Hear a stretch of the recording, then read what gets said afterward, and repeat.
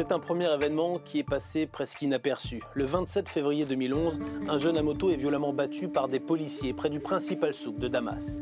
Et fait inédit, cette violence provoque une manifestation en plein cœur de la capitale syrienne. Le ministre de l'Intérieur doit se rendre sur place en personne pour calmer la foule. L'événement se termine rapidement, mais les diplomates américains présents à Damas préviennent Washington: le printemps arabe va aussi gagner la Syrie, car en Tunisie et en Égypte, les présidents Ben Ali et Moubarak sont déjà tombés. Quelques jours plus tard, en mars, c'est le fameux épisode de Deraa. Des enfants peignent un slogan anti-Assad sur le mur de l'école. « Ton tour arrive, docteur ». Ils sont arrêtés, torturés. Les parents viennent réclamer leur libération. Mais le gouverneur de la province, un cousin de Bachar el-Assad, leur aurait alors lancé « Oubliez-les et allez retrouver vos femmes, elles vous en donneront d'autres. Et si vous n'êtes pas capable de leur faire des enfants, amenez-nous vos femmes, on le fera pour vous ».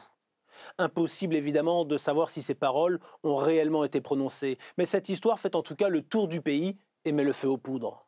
En Syrie, le terreau était fertile pour une révolution.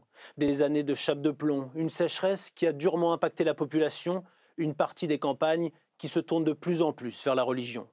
Alors le peuple se soulève, des manifestations pacifiques monstres gagnent l'ensemble du pays, et immédiatement, le régime réprime, dans le sang. Dès l'été 2011, l'opposition commence à prendre les armes. Peu à peu, la révolution se transforme en guerre civile. Des soupçons d'utilisation d'armes chimiques commencent à se faire entendre. À Washington, lors d'une conférence de presse, Barack Obama fait une déclaration qui surprend jusqu'à ses propres collaborateurs. A red line for us is we start seeing a whole bunch of chemical weapons moving around or being utilized.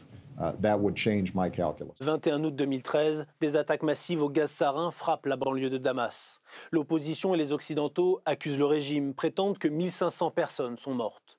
Les États-Unis, soutenus par la France, s'apprêtent alors à mener une opération militaire aérienne en Syrie. Et la France est prête à punir ceux qui ont pris la décision infâme de gazer des innocents.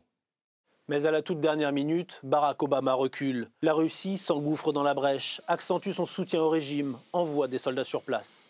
Assad peut aussi compter sur le soutien indéfectible de l'Iran et du Hezbollah libanais. L'opposition s'effrite, s'effondre. Les islamistes prennent de plus en plus de place avant d'être eux aussi fortement affaiblis. Aujourd'hui, Bachar el-Assad, dont tout le monde promettait la chute imminente il y a 10 ans, est toujours au pouvoir et plus personne ne semble en mesure de l'en chasser.